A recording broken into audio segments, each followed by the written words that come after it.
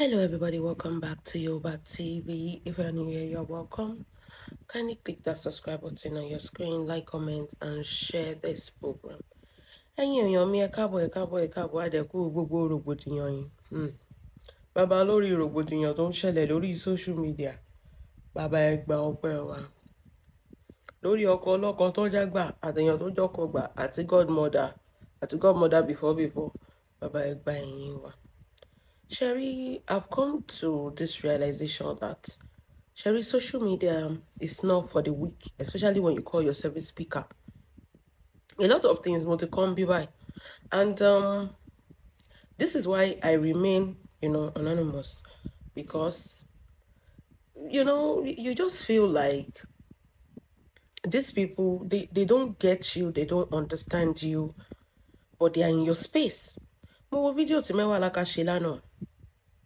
And I'm like, oh my God, I can relate to that. And I feel like, of course, people don't get you.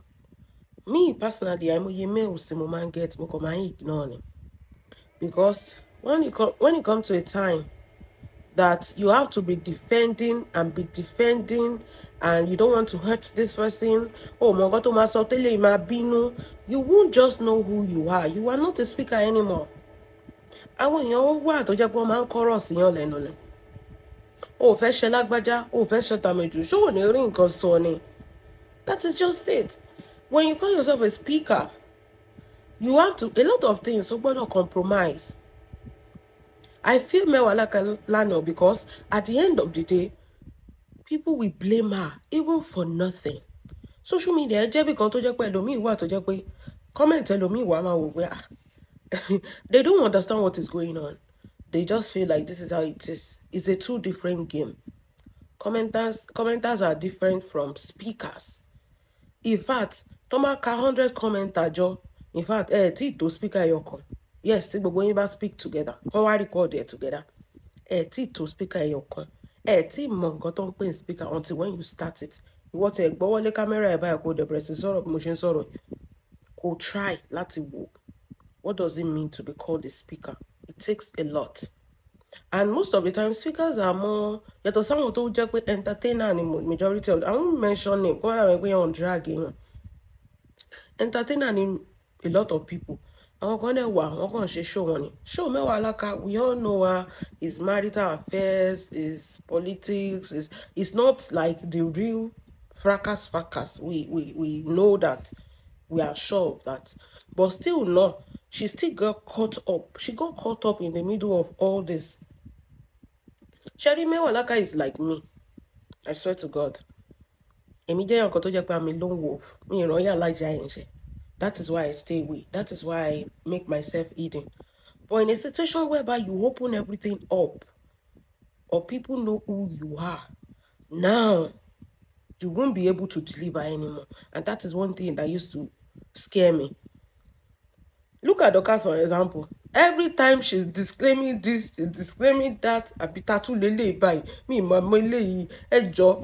to Dorcas. She was literally begging Odo Nation not to use her picture to be causing fight between David Infinity and Yeye Kudi or Odo Nation. Before, about 3 months ago, we saw Dorcas again disclaiming one person. You literally can just stay on your lane, and they will look for trouble and come and give it to you. That is just it. To be a speaker, it takes a lot. I swear. I'm a speaker myself. And although things shake me today, because at the end of the day, you just end up, ni twist your way. To come out one ara. Sherry or Mewalaka àti ọ̀dọ̀ Mewalaka kọ́lá ń lọ. Wẹ́jẹ́ àtẹ̀ sọ, ó bá ṣe rí ni. Wherever the spirit leads. Àti kí náà ń porúkọ ẹ̀? Kí náà ń pè? Sisi Alagbo. Sherry ọ̀rọ̀ yẹn. Tó bá jẹ́ pé ọwọ́ another speaker náà bọ́ sí ni. Sisi Alagbo will be regretting her life today. I said what I said. In fact, bọ́rọ̀ yẹn tẹ̀ ṣe àwọn ló call for wàhálà. Wọ́n mọ̀ pé àwọn kan rò pé káwọn ju sub. Ẹ ti gbàgbé pé social media lẹ́wà. Ó wá bọ́ sí time tó jẹ́ pé there is nothing to talk about on social media. But she strike in it. Ṣé rí pẹ́yìn lẹ panumọ́? I tell you, reason Mama Sabanya, don't bring your matter to social media, because at the end of the day, you will not be able to handle it. Your matter will now spread like wildfire. I swear. This is one thing social media will do to you. When you bring your matter to social media, it will spread like wildfire. Sisi Alagbo post an update. I don't have any godmother. I don't have any shaking. There are things you can handle behind the camera. This is the person that came to meet you yesterday. Otiwadeni. Tó bá tẹ wá bàjá ṣe bó ní phone call tẹ́ fi ń pera yín. Call her, sort things out. Gbogbo ẹ̀sìn tẹ́ fi ra yín ṣe yẹn ẹ̀ bá má fi ṣẹ̀sìn. At the end of the day, ta ló ní anything láti lose? Na you. Mewalaka will continue to speak. In fact, Olowo Mewalaka more and more, because at the end of the day, she's saying the truth, which you find hurtful. Ọ̀rọ̀ tó bá dùn ẹ́, tó bá jókòó, tó bá wo ọ̀rọ̀ yẹn, ó máa jẹ́ ọ̀rọ̀ òótọ́ tó fẹ́ gbọ́. And coming from the person that love you, nìkan ló lè sọ òótọ́. Wọ́n ní ọmọ ìyá méjì tó bá wọnú ilé, tó bá jọ jáde, tó rẹ́rìn jáde, wọn ò bára wọn sọ òótọ́ ọ̀rọ̀. But tójú wọn bá lè jáde, òótọ́ ọ̀rọ̀ tó fẹ́ gbọ́, tó rò pé everybody will be covering your ass, ni Mewalaka sọ fún yín. Benny, and I know that man influenced you into coming out, because I've never seen you come out to update any nonsense. That man wants you to be defending him, cleaning up his mess. You are very stupid. I keep saying it. Sisi Alagbo you are not supposed to clean any man's mess. If you tó bá sọ pé fẹ́ ṣe àwò kejì pẹ̀lú èèyàn, ẹni yẹn gbọ́dọ̀ tẹ̀ lè bọ́ra ẹ̀ ná. Abọ́yàwó tó wà nulẹ̀ kó tó sọ pé òun fẹ́ wá bọ́ ẹ̀. Kì í ṣe liability lèèyàn máa fẹ́ téèyàn máa pè lọ́kọ. I've done this show. Ẹ̀yin tẹ́ bá wò ẹ lọ, mo kàn pick around it. That is it. Nǹkan tó ń pè ní okay o, mo fẹ́ yàwó kejì. Ṣó lówó lọ́wọ́, ṣó bọ́ra ẹ, ṣó lè bọ́ra. Ọmọkùnrin yóò ní iṣẹ́ lọ́wọ́ náà. So what is now? Why are you cleaning his mess? Kí ló wá wà mẹ́ta ní sọ? What do they call a gigolo? At the end of the day, it is what it is. It is what it is. Don't fall for narcissist trap. Narcissists will always make sure that èèyàn tó ti mọ̀, ó máa jẹ́ kó bá gbogbo wọn jà, so that by the time tó ń bá bẹ̀rẹ̀ sí deal with you, kò ní anybody tó máa lọ sáwá lọ bá. Bó ṣe rí nìyẹn. It has happened before on this social media. I keep saying it. Farida fought with her friend Larit. Ìgbà tọ́kọ yẹn dẹ̀ máa bójú ẹ̀jẹ̀. Kò sí anybody tó lọ sábà. No be so. Do not let things. To understand it, you have to be very sure. Ọ̀rọ̀ tẹ́jọ́ post yẹn ṣe bọ́ọ̀ dáhùn ló ń sọ pé òun fẹ́ ṣe update tó bẹ̀rẹ̀ sí ní sọ̀rọ̀. At the end of the day, kí ló wá ṣẹlẹ̀? Ṣé bọ̀bù dáhùn ó shut up ìgbà tó ń bá yín spread ẹ̀ dáadáa? Gbogbo nǹkan kan tá à mọ̀ tẹ́lẹ̀ gan. Wọ́n tẹ̀ jẹ́ ká bá wọ́n tẹ̀ bá wa leak ẹ̀ ní pé ọkọ ẹ sọ pé òun lálàá. Gbogbo obìnrin tó ń bọ̀ wá yọ yín nínú ìṣẹ́. Ìwọ ni product àgbo ẹ̀, ìkòkò àgbo ẹ̀ ni product tó fẹ́ fi yọ gbogbo family nínú ìṣẹ́. That is it. So, ṣòtìrí pé o tún ṣẹ̀sìn lẹ́lẹ́kejì. Social media is not a place téèyàn máa wá validation, téèyàn máa wá kinní kan. Come tajẹ kò gbójú ẹni.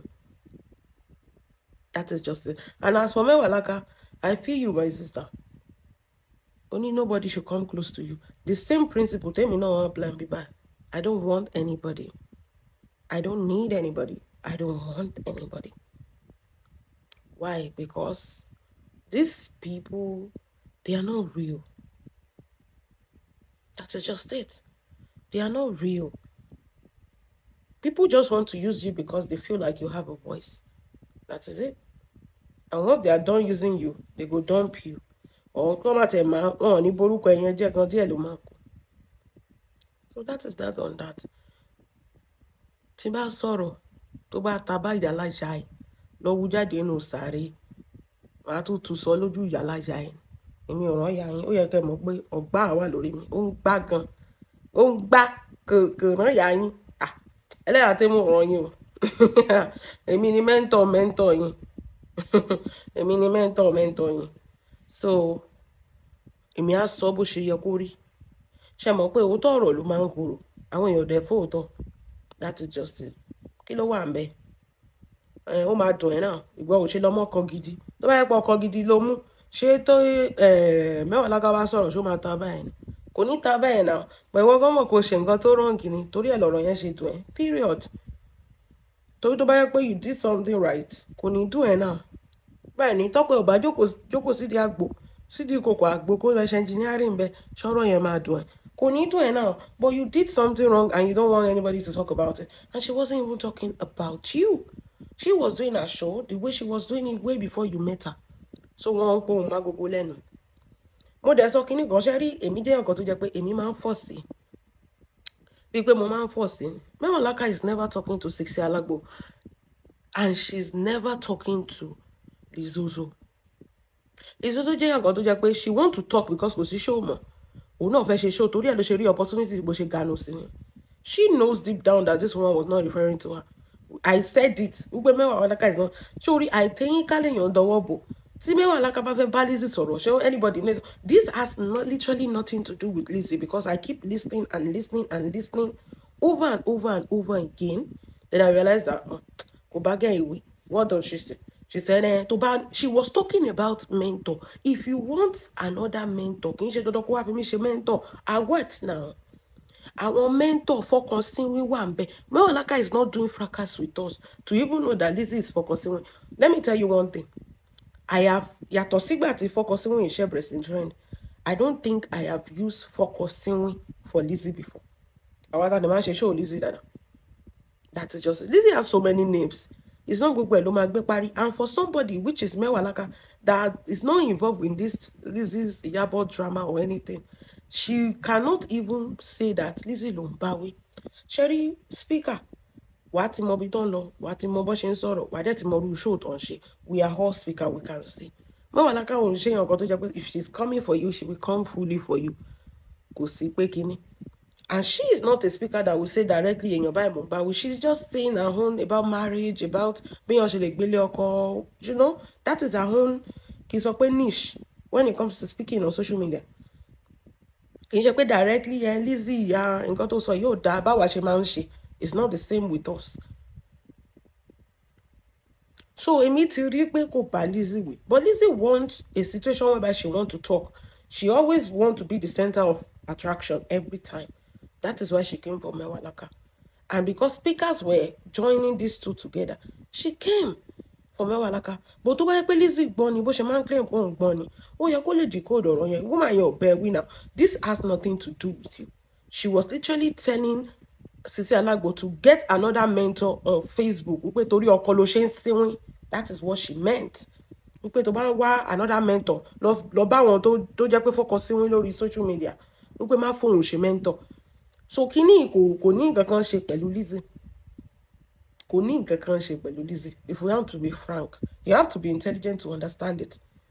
If we have to be frank, ṣé ọ̀rọ̀ tó ṣì wà nílẹ̀ gan tó ti dá wàhálà sí gbòòrò wọn tí ìyànjú ẹ̀ báwo ló tún ṣe máa lọ drag Lizzy ẹjẹ́ àfọ́pọ́lọ́ sí náà sínú nǹkan tó ṣì wà nílẹ̀ tó ṣì ń jàràn ìràn ìgan tó ti pa náà tí ọ̀dẹ̀ ń ṣe pé òun àti Lizzy ti níjà tẹ́lẹ̀. Do you get it?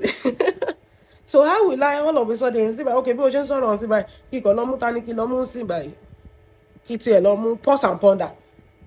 Kí sọ pé tó bá wọn tó ń ṣẹ̀wọ̀n lọ bá pause and lọ bá wọn tó wà lórí Facebook tó ń ṣẹ̀wọ̀n ṣé pause and ponder nìkan ló ti ṣẹ̀wọ̀n lórí Facebook. Ṣé rí pé kò jọra. Kò jọra. But Lizzy wants to talk. She always feel like she has to talk. Ìgbà tó dẹ̀ ti sọ̀rọ̀ ó ti ní pé kò sẹ́nibọ̀dì tó rọrùn iṣẹ́. Ó pariwo. Nobody cares because ọ̀rọ̀ tó wà nílẹ̀ gan wọn ò tí ì yanjú ẹ̀. Ìwọ ló kàn dá tiẹ̀ sí. She thought she was going to trend. But it shocked her say she no trend. Because Mewalaka is very smart and calculative.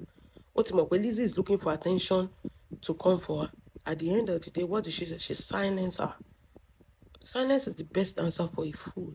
Lizzy make a fool of herself by interfering into over that same matter yẹn kò mọ bóun ṣe máa dá sí táwọn èèyàn ò ní drag ẹ pé ẹ ṣe fẹ́ sọ pé ọ̀rọ̀ yín nìkan lè máa ń dá sí ẹ kí n dá sọ̀rọ̀ lọ́rọ̀ but bó ṣe rí opportunity yẹn bó ṣe wọlé nìyẹn bó ṣe bẹ̀rẹ̀ sí ní sọ̀rọ̀ jágbàjàgbà ọ̀rọ̀ yín ò tẹ̀ wá lórí kò ní ru ó ṣe léyìí ọkọ mẹ́sàn-án èèyàn kan ṣó yẹ kán gbà láàyè gbogbo èèyàn ní wọn ò yẹ kán gbà láàyè ní bọ́ọ̀ ṣe gbà ẹ́ láàyè nílùú ẹ̀ gbogbo èèyàn ní ò yẹ kí Yorùbá gbà láàyè ṣé Yorùbá complain fún ẹni ìwọ̀fà lẹ́nu nǹkan tó bá wọ lẹ́nu ló lè fẹnu ẹ̀ sọ in as much tó jẹ́ pé content creator ni ẹ tó dẹ̀ máa ń mú rọ́ọ̀lẹ̀ lórí social media wà gbà ẹ̀ láàyè kí ló dé tà nígbà Mewalaka láyè òun ò síwín bíi tiẹ̀ náà òun ò ṣe pé fọmọ bíi tiẹ̀ náà kí ló dé tọ̀ ní ìwọ tó ń ké pé fọmọ ìwọ sọ pé kán máa gbà ẹ́ láàyè that is just it.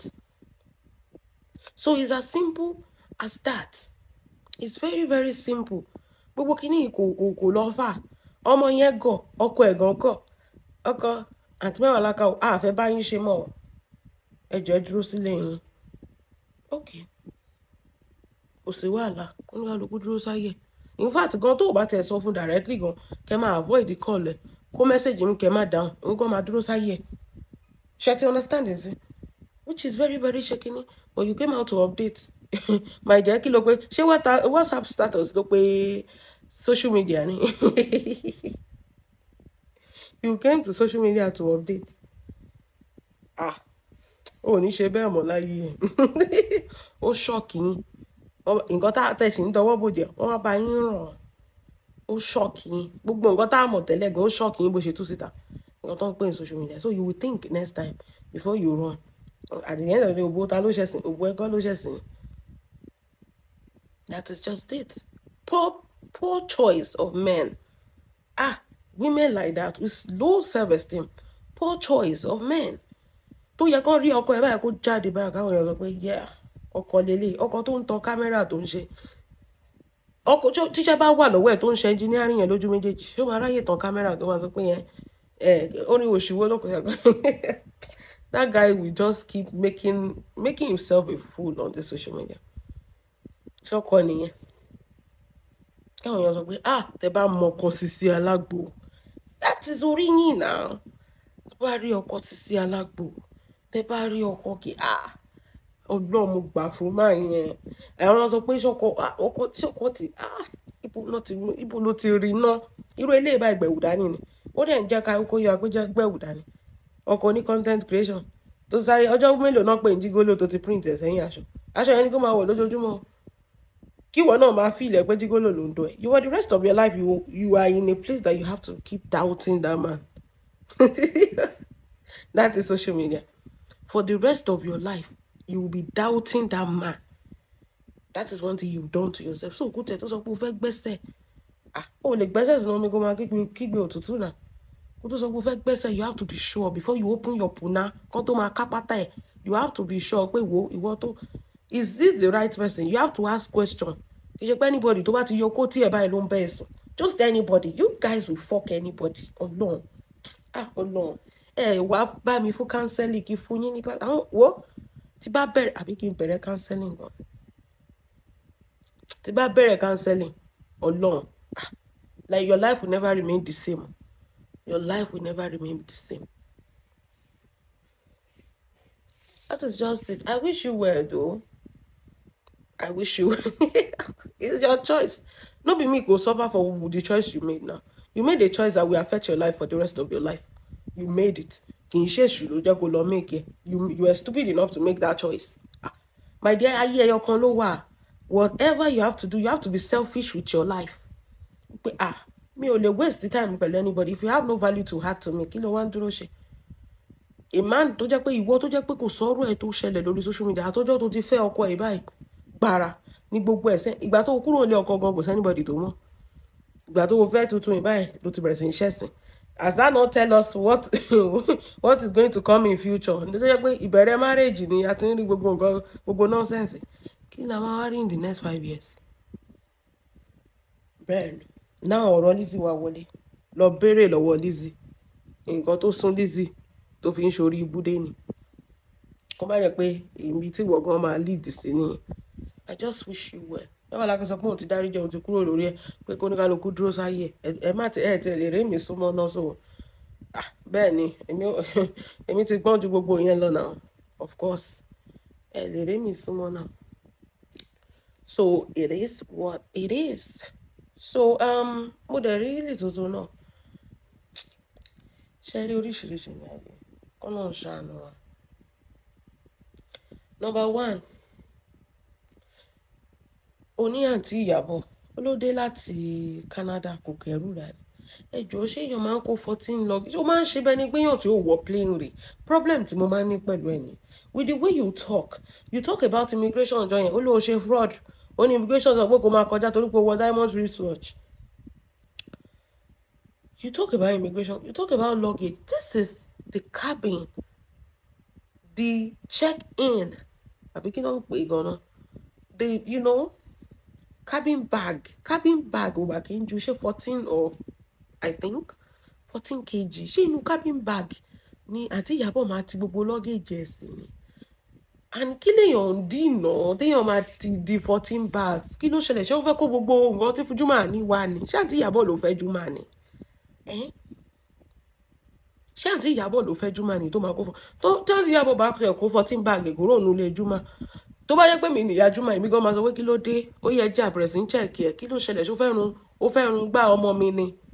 Because if you think about it, I will be Lizzy gan máa ń lọ́pọlọ pẹ̀lú nǹkan tó máa ń ẹ̀yin tẹ́ máa ń follow ẹ̀ kọ́kọ́ lánàá yín ṣe mí o ẹ̀yin tẹ́ ń follow ẹ̀ tẹ́ dẹ̀ ẹ̀ ń dọ́sì kìíní yẹn ó ti sọ pé mú ló pọ̀ nù bí tẹ́ airport rè cabin 14 kg ló lè gbé wọlé tó bá yẹ pé business 7 kg kan nìyẹn tó bá yẹ pé economy it will be 7 kg 14 kg as a business class nínú luggage yẹn lásán gan ó lè má ju 10 kg lọ. And that is even a Louis Vuitton hand luggage. That is nothing less than 2 million naira, if I'm not mistaken. Ṣòro pé àǹtí Iyabo jọ ìwọ àdìmẹ́rù. Ìwọ ló jẹ́ pé the only time you travel ni pé kó lọ máa kẹ́rù kó máa ra pàǹtí wọlé tó máa wá di gbogbo ẹ̀ báyìí báàgì máa kọ́. Àwọn yẹn owó ti pọ̀ jù tó bá tiẹ̀ lẹ́rù gan tó fẹ́ dìwà láti Tanzania wọ́n máa kágó ẹ̀ ni. Lizzy Ọlọ́run ṣé o travel ṣá? Àbí photoshop ló ṣe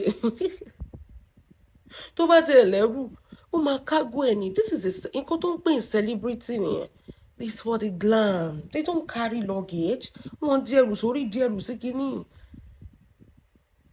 Jọ okay èèyàn tó ní business ní Nàìjíríà tí gbogbo aṣọ wà ní Nàìjíríà tó lọ bá ọmọ torí pé tó bá tiẹ̀ tí Juma bá fẹ́ fún Iyabo lẹ́ni ti ṣe bówó ló máa fún ìyá ìyàwó mi ẹgbàá. Kí ló ṣé oúnjẹ Tanzania náà tí Iyabo fẹ́ dì wọlé ni àbí aṣọ Tanzania ló fẹ́ dì wọlé àbí nǹkan tí mo fẹ́ mọ̀ nìyẹn kí ni àti Iyabo wọn lack tó máa wá kó wá láti Canada Tanzania tó máa wá kó kí ló need láti Tanzania tí ò sínú Nàìjíríà kí ló need láti Canada tí ò sínú Lizzy Ọlọ́run àti Iyabo ẹ̀yin dẹ̀lẹ́fà gbogbo àjẹkù tó ń dàfàjà nílé Juma ó yẹ kẹ́ kó gbogbo ẹ̀ báyìí kẹ́ wá kó fún Lizzy ìgbà tẹ́ dé tẹ́ ẹ̀ mú nǹkan wá fún ìgbà wo ni òní máa sọ pé 14 bags ó yẹ kẹ́ kó wọnú cabin oríṣiríṣi òkè Ọlọ́run ọba kó ṣàánú wa ìgbà wo lè òní sọ pé 14 bag ló yẹ kó wọnú cabin ẹ lọ adúrú ìrìn àjò yẹn ẹ lè ra panda bọ̀ wá fún ṣe mọ̀ pé ó ti pẹ́ tó ti lọ bí i 15 years ago ní gbèrè ti travel ẹ lè ra panda bọ̀ wá fún èèyàn tó máa wọṣọ òtútù you lie to the point that I don't even know what you take us for Lizzy ó dàbí bàbá sùwé ni Ọlọ́run ó dàbí bàbá sùwé kọ́ lọ́run fọ́run kẹ́ because wàá wọ aṣọ àdìmẹ́rù àdẹ̀mọ́ pé within Nigeria ló wà tó bá travel pẹ̀rẹ̀ ó ní ojoojúmọ́ náà travel ojoojúmọ́ láàrin ẹnu ilé làtìyàn pẹ̀lú sọ́kẹ́ẹ̀tì ayé àtijọ́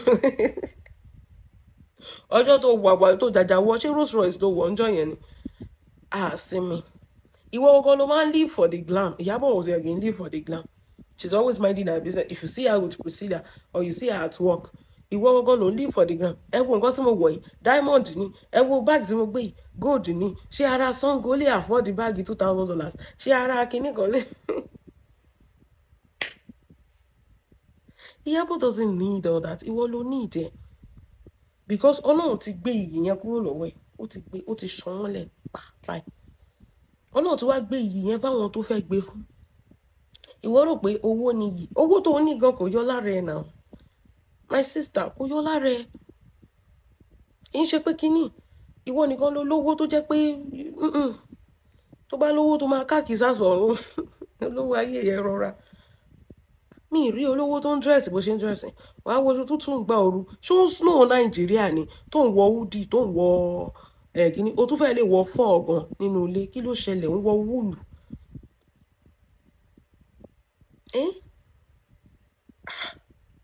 wo my dear Iyabo doesn't need anything from Tanzania nǹkan tó yẹ kó mọ̀ pé òun gan máa tó jẹ́ kó mọ̀ pé a ní ànító àtàníṣẹ́kù Naija tó bá jẹ́wọ́ báyìí gbogbo àwo ìyá Juma ló máa ti kó sínú báàgì ló máa ti ṣe torí you live fake life more than anything tí Lizzy bá wá kí ẹnu ilé make sure kó o ka gbogbo cutleries ẹ gbogbo plates ẹ gbogbo silver gbogbo ẹ pátápátá ni kó o kà torí tó bá kà á ti dì mẹ́rù nílé ọkọ ọmọ èèyàn kéèyàn wá lọ dì kó wá dì mẹ́rù kó di 14 bags kí ló dé ìwọ ò ṣe máa lo ọpọlọ nílé ọkọ ọmọ èèyàn kéèyàn wá lọ kó 14 bags wọ́n máa rò pé ṣé o ò jẹun rí ni ọmọ ẹ tó wà ń bíbá ṣé bó ṣe máa ń lọ ilé ẹ̀ lọ kó 14 bags nìyẹn ni Iyabo did not travel for business she traveled to take care of her grandson ṣé kó wá kó 14 bags ṣé ẹrù kíní ẹrù gbogbo toys Prince Rakim òun ni kó wá máa dìbọn lé ọjọ́ tá àti Iyabo lo máìkì Rakim lásán tó fi kọrin wọ́n drag ẹ̀ pa lórí social media ni pé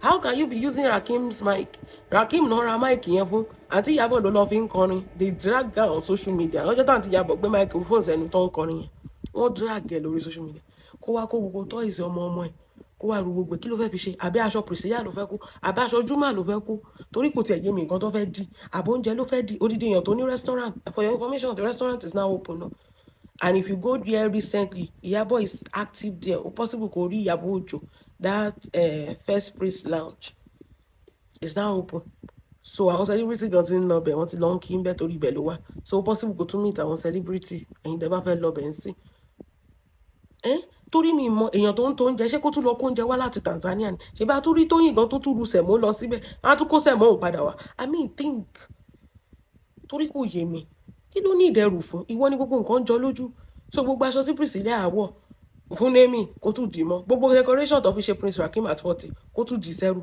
ibẹ̀ ló ti fẹ́ pé 14 bags kí ló dé kò ń jáde inú ilé ló wà tó ń tọ́jú ọmọ kì í ṣe kó ń jáde lọ títí so kí ló ní ìdẹrù fún Ọlọ́run máa ṣàánú wa oríṣiríṣi it is well with you à ń gbàdúrà fún ẹ wàá san ni wàá san by force wàá wà okay because a ti mọ̀ pé without Iyabo Ojo you can never chop àtẹ̀tí tó pẹ́ lọ́wọ́ Ọlọ́run Priscilla is fine the prince is fine the husband is fine ayọ̀lá máa gbọ́ sí wọn inú ilé wọn ò ní dàrú mo sọ ìwọ tó ṣe àyájọ́ àbí kí ló sọ ń jọ yẹn tó sọ pé ìgbéyàwó wọn máa dàrú kó tó dọdún kan ìwọ ló ò ní sí láyé mọ́ kó tó dọdún kan bó ṣe rí ni ẹ̀kọ́ ní kálukú sàmì kò sí nǹkan tó máa ṣe wọn à ní gbọ́ ibi sí wọn pẹ̀lú ògùn Ọlọ́run so àwọn tó dẹ̀ wà Naija náà ìyá wọn náà à ní gbọ́ ibi sí Festus náà à ní gbọ́ ibi sí gbogbo àwa náà tá à ń gbàdúrà fún wọn náà à ní gbọ́ ibi sáwọn ọmọ wa níbikíbi tán bá wà pẹ̀lú ògùn Ọlọ́run Lizzy